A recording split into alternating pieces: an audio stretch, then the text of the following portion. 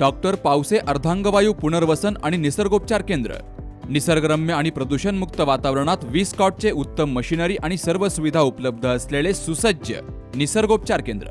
अर्धांगवायू, मान, पाठ, कंबर आणि सांधेदुखी, हातापायांना मुंग्या येणं, टाचदुखी, चेहऱ्याचा पॅरालिसिस, ॲक्युपंक्चर, फिजिओथेरपी, जलचिकित्सा, बाष्पचिकित्सा, योग चिकित्सा, मालिश चिकित्सा, चुंबक चिकित्सा, आहार चिकित्सा आणि माती चिकित्सा. संपर्क डॉक्टर रमेश पावसे, ठिकाण हिवरगाव पावसा, रायतेवाडी रोड, तालुका संगमनेर. संपर्क 9623 25 67 22. देवळाली प्रवरा शहरातील टाकळीमिया रोड परिसरातील कारवाडी येथे घरातील वस्तूंना अचानक आग लागत असल्याच्या प्रकारामुळे परिसरात खळबळ उडाली आहे. सचिन रणधीर आणि साईनाथ रणधीर यांच्या घरात गेली काही दिवसांपासून कपडे, कागदपत्र आणि इतर वस्तू अचानक पेटत असल्याचा दावा कुटुंबानं केला. घरामध्ये लिंबू मिरचीसह काही संशयास्पद वस्तू आढळून आल्यामुळे संबंधित कुटुंबानं जादूटोण्याचा संशय व्यक्त केलाय. या प्रकारामुळे कुटुंबात भीतीचं वातावरण निर्माण झालं असून परिसरात विविध चर्चांना उधाण आलंय.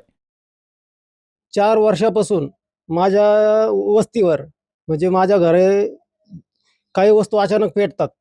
त्यात माझ्या मुलीचे कपडे असेल, माझे मंडळीचे कपडे असेल किंवा माझे कपडे असेल किंवा फाटका तुटका काही जरी असली वस्तू तर ती ऑटोमॅटिक पेटल्या जाते. तर 2022 पासून ती घटना घडत होती. त्यानंतर मी अंधश्रद्धा निर्मूलन समिती आनप सर यांच्याशी संवाद साधला. ते आल्याच्या नंतर 2 वर्ष त्यांनी मला एक सल्ला दिला की घरी कॅमेरे बसव.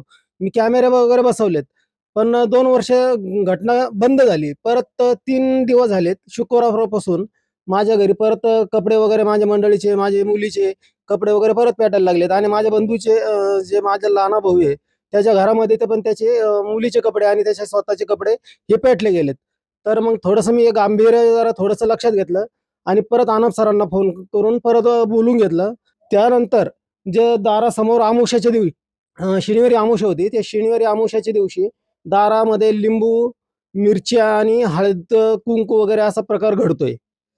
तर आज सोमवार आज सुद्धा माझ्या किचनमध्ये ते बांगड्या आणि हळदी कुंकूचा तो प्रकार घडलाय. याच्यापूर्वी कधी घडला होता? याच्यापूर्वी 4 वर्ष झालेत. 4 वर्षापासून घडतोय. 2 वर्ष जरा थोडंसं स्थगिती दिली ती. परत तो प्रकार परत 3 दिवसापासून परत चालू झालाय. पोलीस स्टेशनला काही या संदर्भात मी पोलीस स्टेशनला 2 वर्षापूर्वी गेलो होतो. तर दराडे साहेब म्हटले की ही केस नेमका करू कशी मी हँडल, म्हणजे हे नाव कोणाच्या नावावर करायची काय वगैरे असं. आणि मी तिथून परत निघून आलो, थोडंसं थांबून वैतागलो आणि निघून आलो. सीसीटीव्ही बसवलेत, तर लाईट गेल्याच्या नंतर तो कॅमेरा बंद पडल्यामुळे तो प्रकार घडतो. मला आता इन्व्हर्टरची काहीतरी सोय करावं लागेल, त्याला पर्याय दुसरा काही नाही. कॅमेरा कंटिन्यू चालू ठेवण्यासाठी. अशा घटना घडते, कोणाला काही संशय वगैरे? संशय तर कोणावर नाही, कारण इथं कोणाची भांडणं वगैरे काय तक्रार वगैरे कोणाची नाहीये माझी. तर घटनेची माहिती समजताच अंधश्रद्धा निर्मूलन समितीचे कार्याध्यक्ष मधुकर अनाप यांनी घटनास्थळी येत भेट देऊन पाहणी केली. नागरिकांनी अफवांवर विश्वास न ठेवता संयम बाळगावा, तसेच घटनेमागील वैज्ञानिक कारणांचा शोध घेणं आवश्यक असल्याचं त्यांनी सांगितलंय. मी मधुकर अनाप, महाराष्ट्र अंधश्रद्धा निर्मूलन समिती अहिल्यानगर जिल्ह्याचा कार्याध्यक्ष आहे. हे सचिन रणधीर आणि साईनाथ रणधीर देवळाली या ठिकाणचं हे कुटुंब आहे. यांच्याकडे मी 2 वर्षापूर्वी आलो होतो की अशाच प्रकारचं आपोआप कपडे पेटणं, वस्तू पेटणं, आणि ते त्यावेळेला भयभीत झाले होते. मला त्यांनी बोलवल्याबरोबर मी या ठिकाणी आलो, सगळी परिस्थिती बघितली, सर्वांना एकत्र घेऊन चर्चा केली आणि त्यानंतर हा प्रकार कशामुळे घडतो हे माझ्या लक्षात आलं. त्यांना मी सांगितलं की यापुढे हा प्रकार घडणार नाही. गेली 2 वर्ष हा प्रकार घडला नाही, पण 3 दिवसापासून हा प्रकार सुरू होत असतानाच साईनाथ रणधीर यांनी मला सांगितलं. हे माझ्या लक्षात आलेलं होतं, फक्त इथं येऊन त्या ठिकाणी त्यांच्या मनात असलेली भीती मला घालवायची होती. या जगामध्ये कोणतीही गोष्ट आपोआप घडत नाही. कोणतीही घटना घडण्यामागे काहीतरी कारण असतं. आणि असा जो प्रकार आहे ज्याला आपण भानामती म्हणतो, आपोआप वस्तू पेटणे, कपडे पेटणे, किंवा एखादी लिंब मिरची येऊन पडणे, किंवा आता या ठिकाणी हळदी कुंकू, बांगड्याच्या काचा ज्या तुकडे होते ते येऊन पडले, हे आपोआप काहीच घडत नाही. असं जर कोणी आपोआप करणार असेल तर त्याला आपल्याकडे एक आव्हान आहे की महाराष्ट्र अंधश्रद्धा निर्मूलन समिती 21 लाखाचं बक्षीस देते. अशी कोणतीही गोष्ट आपोआप घडत नाही, हे घडवणारा करणारा कोणीतरी असतो. या परिसरात असा एखादा गंडे दोरे, मंत्र करणारा बाबा असेल आणि त्याला जोडलेला किंवा त्याच्याशी संबंधित असलेला कोणीतरी व्यक्ती हे करतो. आता जर आज आम्ही या ठिकाणी आलेलो आहोत, पुन्हा जर हे घडलं तर त्या करणाऱ्या व्यक्तीवर कायदेशीर कारवाई होईल, त्याला अटक होईल आणि त्याला आर्थिक दंड सुद्धा होईल. आणि मी छातीठोकपणे या ठिकाणी आपल्याला सांगतो आणि निश्चयाने सांगतो की असे प्रकार आपोआप घडत नाहीत.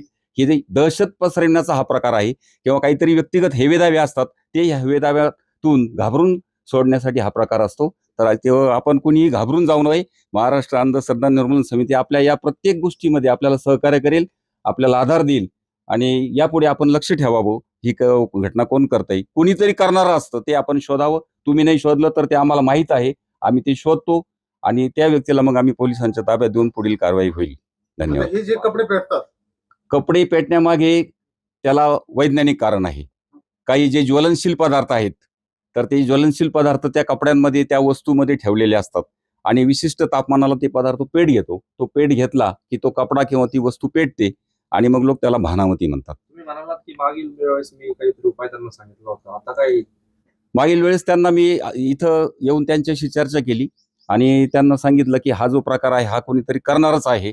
तुमच्याशी वैर असलेला किंवा व्यक्तिगत हेवेदावे असलेली व्यक्ती हे करतंय, पण ती व्यक्ती कुठल्या तरी तंत्रमंत्र करणाऱ्या बाबाशी संबंधित असते. तो विभूती देतो त्यांना, विभूतीच्या नावाखाली ते देतो आणि हा प्रकार त्यातून घडतो.